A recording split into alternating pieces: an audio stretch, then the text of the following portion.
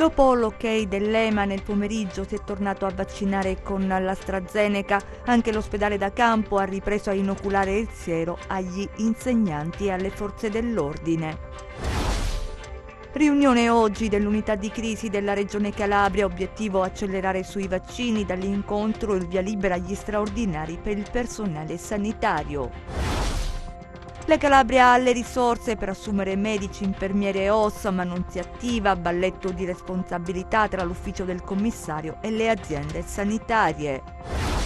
Manifestazione dei sindacati stamattina a Cosenza, chiamati in causa il ministro Speranza e il prefetto, emblematico lo slogan vaccini e sanità per tutti. I tirocinanti del MIBAC impegnati nei musei e siti archeologici lamentano di essere stati dimenticati senza soldi da mesi. Ben ritrovati dalla redazione del TG10 per questa nuova edizione del nostro giornale. Con il via libera dell'EMA è ripresa la vaccinazione con AstraZeneca nell'ospedale da campo. Sono al via. Sono continuate le vaccinazioni, le operazioni cominciate alle 15 di oggi, tanti docenti in fila, adesione massima e perplessità superate. Per noi Gianluca Pasqua. Si riparte. Nel pomeriggio del lunedì 15 marzo lo stop alle vaccinazioni con AstraZeneca in Italia e in altri paesi europei e necessarie indagini per confermare o escludere eventuali nessi con episodi di trombosi avvenuti sui soggetti vaccinati nelle ore e nei giorni precedenti. Ieri il via libera dell'EMA e oggi la ripresa delle operazioni vaccinali. Dalle 15 è stata riattivata la macchina nel presidio militare vaccinale di Vagliolise. Questa mattina sono arrivati gli elenchi dall'ASP che ha provveduto a riconvocare i soggetti in attesa. 140 le vaccinazioni effettuate ai docenti dell'Istituto Valentini di Andreotta a Castrolibero. Non ci sono riscontri su eventuali forfait, ma la fila di persone rivela un'adesione quasi totale. Alla fine la voglia di immunizzarsi ha vinto su dubbio e perplessità. Io penso che sia importante per tutti fare il vaccino perché vedo il vaccino come l'ultima speranza che abbiamo per evitare di contagiarci con il Covid, quindi questa è la mia motivazione forte, cioè assolutamente secondo me tutti dovremmo vaccinarci. La volta scorsa c'è stato qualche dubbio perché eravamo di nuovo in fila e poi all'improvviso, dopo che qualche collega si è vaccinato, hanno deciso di interrompere le vaccinazioni, quindi un po' di timore e di dubbio sicuramente c'è stato. Però chiaramente io penso che al di là dei dubbi sia proprio necessario vaccinarsi, è l'unica speranza che abbiamo per evitare il Covid. Il presidio militare si era fermato anche pochi giorni prima del blocco nazionale. Allora si trattava di una sospensione circoscritta a un lotto, la BV 2856, che era stato somministrato anche nelle tende dell'esercito. Tra i 173 soggetti vaccinati non si sono verificate reazioni avverse, così come tra gli 800 vaccinati finora dai medici militari e dell'ASP in servizio nel campo. Ho saputo di colleghi che hanno fatto la volta precedente il vaccino e anche di colleghi in altre scuole, a parte un po' di febbre, qualche dolore articolare, per il resto non ho saputo altre notizie. Nei prossimi giorni riprenderanno le vaccinazioni con AstraZeneca anche nei punti vaccinali allestiti all'Unical, tra il centro sanitario e l'Aula Magna. Resta da coprire la metà della popolazione universitaria, tra docenti e personale. Hanno comunicato che il commissario per l'emergenza Francesco Paolo Figliuolo e il capo della protezione civile Fabrizio Curcio si vaccineranno domani con il siero AstraZeneca. La somministrazione è prevista alle 10 alla città militare della Cecchignola a Roma. Sia Figliuolo sia Curcio, sottolinea una nota della struttura commissariale, si sottoporranno al vaccino AstraZeneca contro il Covid-19 nell'ambito della regolare programmazione vaccinale. E oggi si è riunita l'unità di crisi della Regione Calabria. Al centro della riunione lo sblocco delle dosi di AstraZeneca che contribuirà ad accelerare le operazioni di vaccinazione, gli straordinari del personale sanitario che saranno pagati dai fondi per l'emergenza e infine la piattaforma per le prenotazioni che si allarga ad altre fasce d'età. Vediamo. Imprimere un'accelerazione sulla campagna vaccinale, questo è il diktat che arriva dalla riunione di oggi dell'unità di crisi regionale. Grazie allo sblocco delle dosi di AstraZeneca si è deciso di intraprendere una strada che porterà attraverso turni straordinari del personale sanitario a vaccinare incessantemente tutti e i sanitari saranno regolarmente retribuiti attraverso i fondi per l'emergenza Covid-19. L'obiettivo sarà dunque quello di allargare anche ad altre fasce di età le prenotazioni attraverso la piattaforma messa a punto nei giorni scorsi, in modo da aumentare la percentuale di vaccinati in tempi brevi. Al vertice di oggi alla cittadella regionale erano presenti, oltre al presidente facente funzioni Spirlì, il commissario ad acta della sanità Guido Longo e i commissari straordinari delle aziende provinciali e ospedaliere della regione. Spirlì ha inoltre richiamato l'attenzione su quanto reso noto dal Ministero della Salute, che ha definito l'attività vaccinale quale obbligo convenzionale per i medici di medicina generale. Quanto alle prenotazioni online, il commissario Longo ha comunicato che nella piattaforma di Poste Italiane sono già stati inseriti 15 centri di vaccinazione con i relativi calendari di prenotazione e che verranno previste anche le categorie delle persone con fragilità e quelle con età 70-74 e 75-79. Il commissario ha inoltre riferito la volontà da parte del team di pianificatori inviato dalla struttura commissariale nazionale di realizzare nel medio e lungo termine centri hub per le vaccinazioni. L'unità di crisi tornerà a riunirsi venerdì prossimo. 12 posti di subintensiva attivati all'Annunziata, quasi totalmente occupati. Siamo a Cosenza, il sistema ospedaliero rischia di andare in tilt se dovesse continuare il trend di contagi. Azienda ospedaliera e azienda sanitaria stanno collaborando per mettere a disposizione più posti letto, ma serve anche più personale. Vediamo.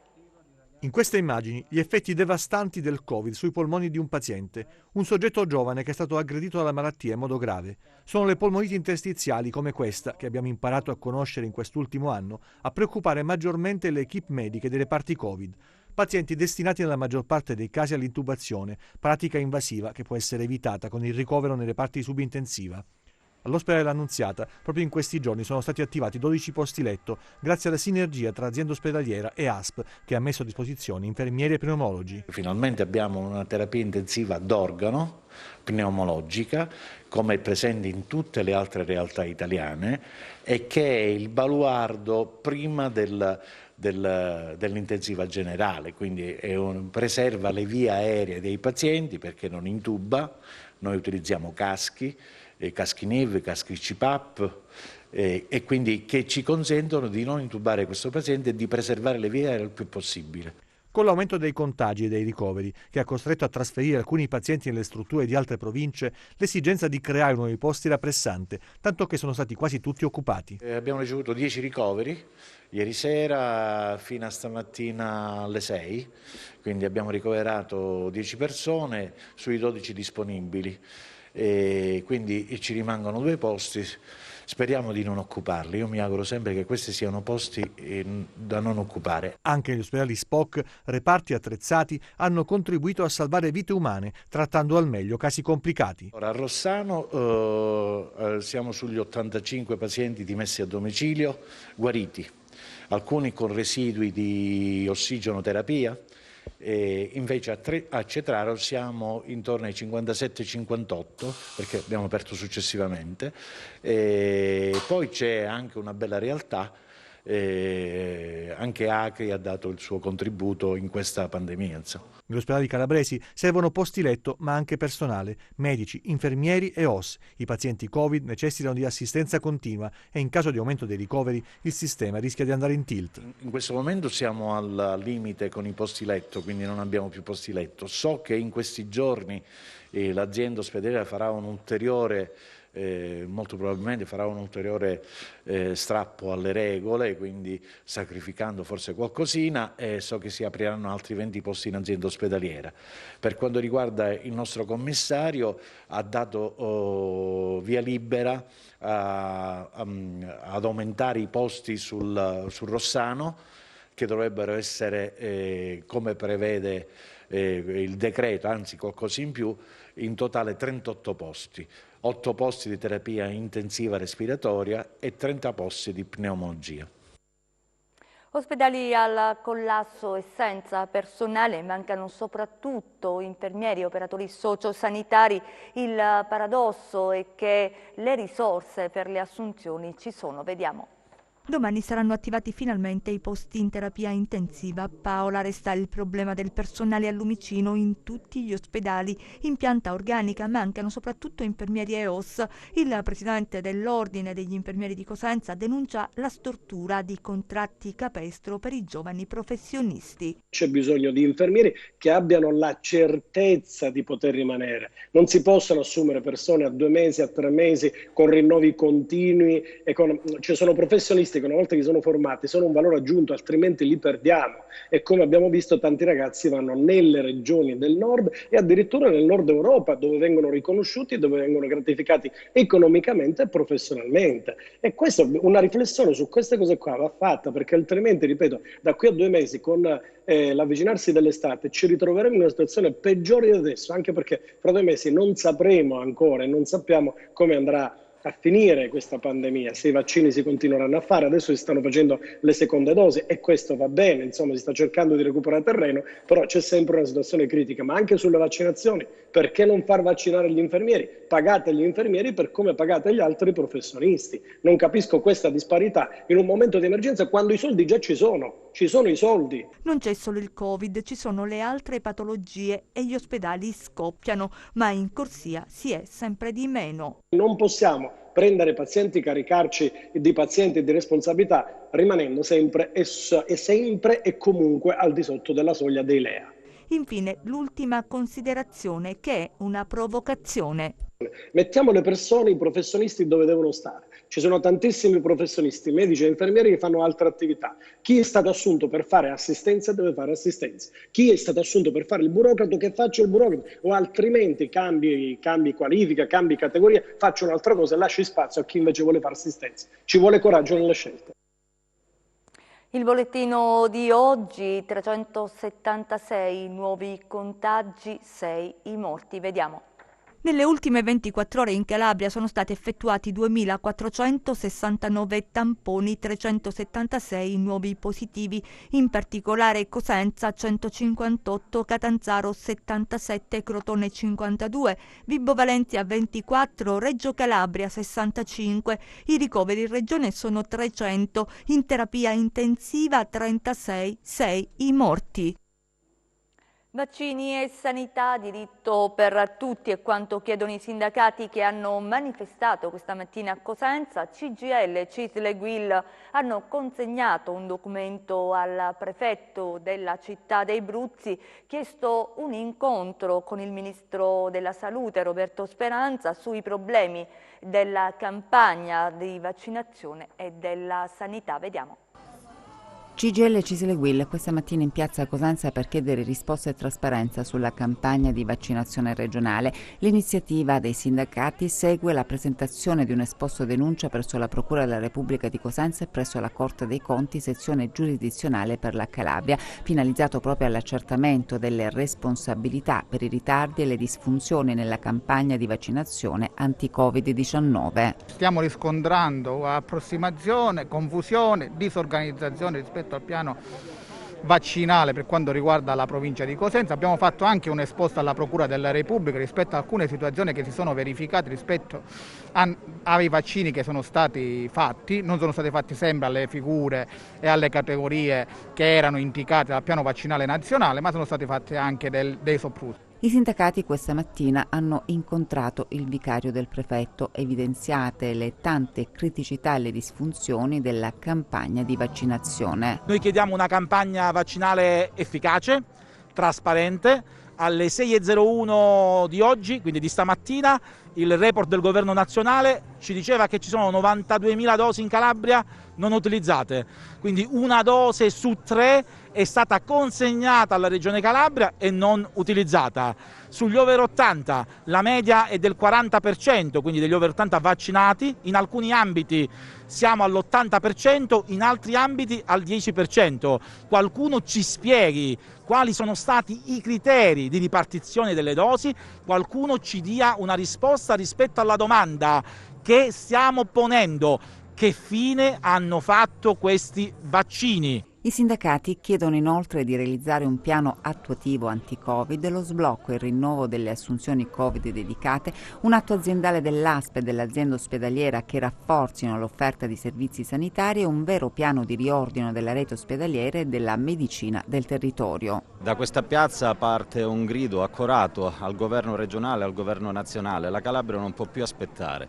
Il virus sta dimostrando tutta la sua cattiveria. Nelle ultime 2 settimane il numero dei contagi è cresciuto del 70%. Le strutture sanitarie sono al collasso. È il momento di rimboccarsi le maniche, si svegli la politica, dia risposta al bisogno di salute dei calabresi.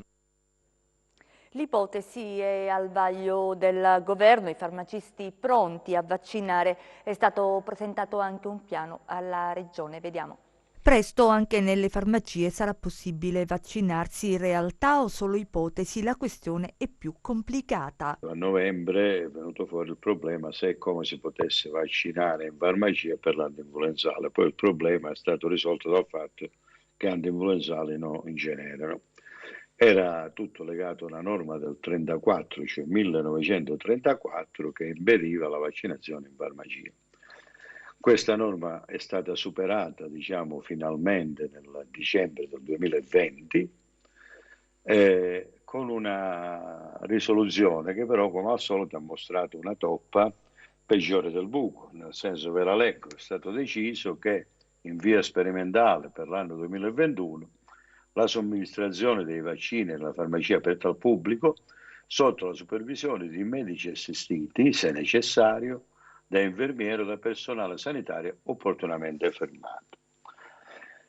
Questo crea moltissimi dubbi, come tutte le norme in Italia, del resto non è che è una novità. Cioè, che cosa rimane da chiarire? Il personale sanitario, il farmacista è personale sanitario? Sembrerà strano, ma ci sono ancora molti dubbi. Quindi se il personale sanitario opportunamente formato è anche il farmacista potrà vaccinare. La supervisione del medico, che vuol dire? Il medico deve essere presente mentre si vaccina o il medico deve fare una ricetta testando la possibilità per il paziente di essere vaccinato ed essere pronto a dare una mano al farmacista se ci sono effetti collaterali? Attorno a questo fatto che sembra banale, che in realtà banale non è, ecco, se il Consiglio dei Ministri applicherà il discorso che siamo in emergenza, dove emergenza vuol dire se su 100 che hanno contratto il Covid ne muoiono 5, pensare di dar peso a una eventuale reazione di shock anafilattico che purtroppo è presente sempre quando si fa una somministrazione di farmaci, di una su 1 milione o una su 500.000, serve a bloccare il tutto e diventa veramente poco significativo. I farmacisti sono pronti, presentato alla Regione un progetto, si aspetta il via libera da Roma per potersi concretamente organizzare. E noi abbiamo dato la disponibilità piena a Sperlì, a Varone, che sarebbero il Presidente della Regione e il responsabile dell'emergenza coronavirus. Abbiamo presentato un progetto per mettere a fuoco come si possono fare da 10 a 20 vaccinazioni per farmacia al giorno. Aspettiamo la risposta di Varone, però soprattutto aspettiamo le decisioni del Consiglio dei Ministri di oggi, perché la disponibilità c'è tutta, la possibilità c'è tutta, però bisogna trovare il modo di farlo in maniera vera. Ancora per la sanità ci spostiamo a Siderno, dove l'ospedale è stato trasformato in casa della salute, il decreto del commissario. Vediamo. Siamo a Siderno e siamo proprio davanti allo spiazzo di fronte al quale si affaccia la struttura che per 30 anni e più ha ospitato un importante ospedale. Poi è stato cancellato questo ospedale dalla mappa sanitaria regionale ed è stato al centro di polemiche e anche di possibilità. Ora una di queste sembra affacciarsi dopo una battaglia che un comitato cittadino ha portato avanti. Pensate, per 15 domeniche di seguito tante persone, componenti del comitato, si sono ritrovate per sollecitare iniziative per dare nuovo slancio a questa struttura che attualmente ospita uffici amministrativi e ambulatori. Ebbene, la notizia è arrivata nella tarda serata di ieri. Il neocommissario dell'ASP di Reggio Calabria, Scaffidi, ha firmato una convenzione con Invitalia per realizzare finalmente la Casa della Salute. Infatti, dopo la dismissione dell'ospedale sidernese, proprio quella della Casa della Salute era stata la possibilità e la prospettiva indicata dai governi regionali che si sono succeduti. È passato tanto tempo, ma ora c'è questa realtà, c'è questa novità che sembra avere davvero una concreta solidità. Sarà fatta dunque la Casa della Salute e questo certamente è un risultato importante. Siderno quindi ritrova la sua struttura che è stata per tanti anni un fiore all'occhiello. Un ristoratore e 9 clienti sono stati sanzionati dai carabinieri della sezione radiomobile di Cosenza dopo essere stati sorpresi a cenare. I militari sono intervenuti in un rinomato ristorante della città dopo che alla centrale operativa della compagnia di Cosenza sono pervenute diverse segnalazioni circa la presenza di alcune persone all'interno del locale intenti a consumare dei cibi. All'arrivo della pattuglia i presenti hanno cercato di nascondersi sotto i tavoli e nei bagni. I carabinieri, dopo aver accertato la natura della loro presenza, hanno identificato e sanzionato 9 clienti con multe di 400 euro ciascuno per la violazione del DPCM del 2 marzo scorso. Al proprietario del locale invece è stata elevata la sanzione di 800 euro e avanzata la proposta per la sospensione dell'attività in prefettura. Ora cambiamo ancora argomento, si trascina da anni ed è una delle vertenze storiche in Calabria. Parliamo di migliaia di tirocinanti che aspettano risposte dalla regione. Vediamo. In migliaia aspettano un piano di integrazione promesso e finora non attuato. Sono i tirocinanti calabresi, situazioni diverse, ambiti diversi, stesso destino, quello di un futuro incerto. Eppure ci dicono molti uffici senza di noi non funzionerebbero. Tante promesse, tavoli di discussioni avviate e puntualmente interrotti, tante proteste, ma non mollano e continuano nella vertenza. Noi al momento viviamo all'interno di un limbo. Siamo stati dimenticati. In realtà il problema dei tirocinanti, indipendentemente dal MIBACT, è un problema che esiste in Calabria da tanti anni e in tutti questi anni si sono alternate diverse forze politiche che di volta in volta hanno promesso soluzioni di diverso tipo, di diversa natura, ma che poi in realtà queste soluzioni non si sono mai concretizzate. Questa incertezza sicuramente crea in quello che comunque in questo caso un sustrato sociale molto numeroso, si parla di 7.000 tirocinanti, sicuramente desta preoccupazione, però non abbiamo risposte, abbiamo degli interlocutori, abbiamo il sindacato che si sta interfacciando, i vari sindacati che si stanno interfacciando con chi di dovere, però non arrivano in realtà risposte concrete. E adesso, come di consueto a questo punto del nostro TG, vediamo le notizie che arrivano dalla borsa.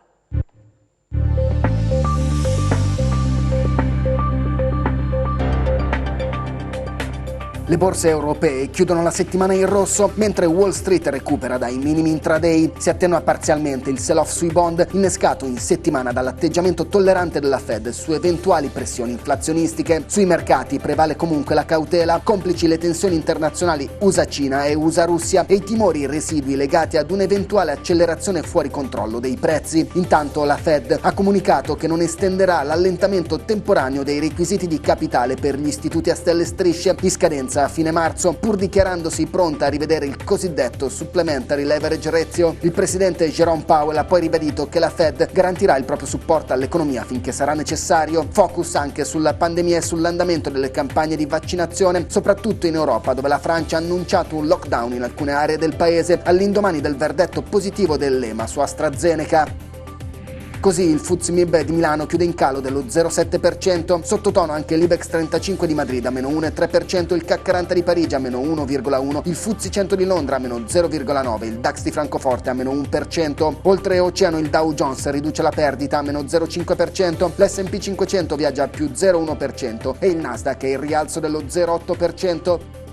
Sul Forex l'euro-dollaro oscilla in area 1,19 e il dollaro yen è stazionante a 108,85. La Bank of Japan ha annunciato che acquisterà solo ETF collegati all'indice Topix fino a 12 trilioni di yen, circa 110,2 miliardi di dollari, e ha ampliato la banda di oscillazione del rendimento dei titoli di Stato a 10 anni a meno 0,25 più 0,25%. Tra le materie prime invertono la rotta le quotazioni del greggio, con il Brent a più 1,3% a 64,1 dollari e il VTI a più 1,5% a 60,9 dollari. Sull'obbligazionario il BTP Bund si amplia leggermente a 96 punti base, con il rendimento del decennale italiano allo 0,67%.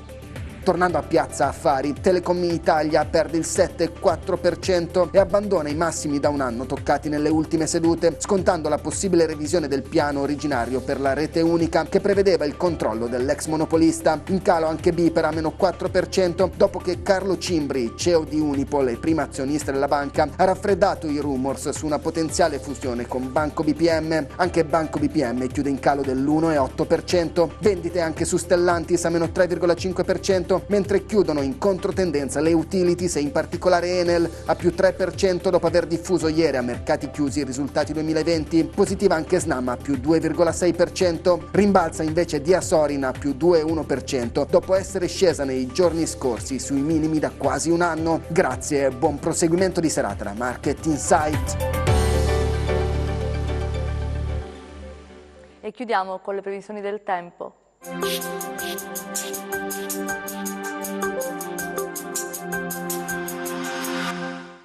Ben ritrovati da Meteo in Calabria. Continuano ad affluire verso l'Italia masse d'aria fredda di origine artica che nelle prossime ore riusciranno a sfondare maggiormente verso il Mediterraneo sud-occidentale, favorendo la formazione di un vortice di bassa pressione sul Nord Africa. La depressione afro-mediterranea causerà un nuovo marcato peggioramento sulla nostra regione nel corso dell'ormai prossimo fine settimana. Domani cielo nuvoloso ovunque, con piogge sparse localmente anche abbondanti e nevicate oltre i 900.000 metri su Pollino, oltre i 1.200-1.300 metri su Sila, oltre i 1.500-1.600 metri su Aspromonte, ma in rialzo ovunque dal pomeriggio. Temperature in ulteriore lieve aumento. Passiamo a mari e venti.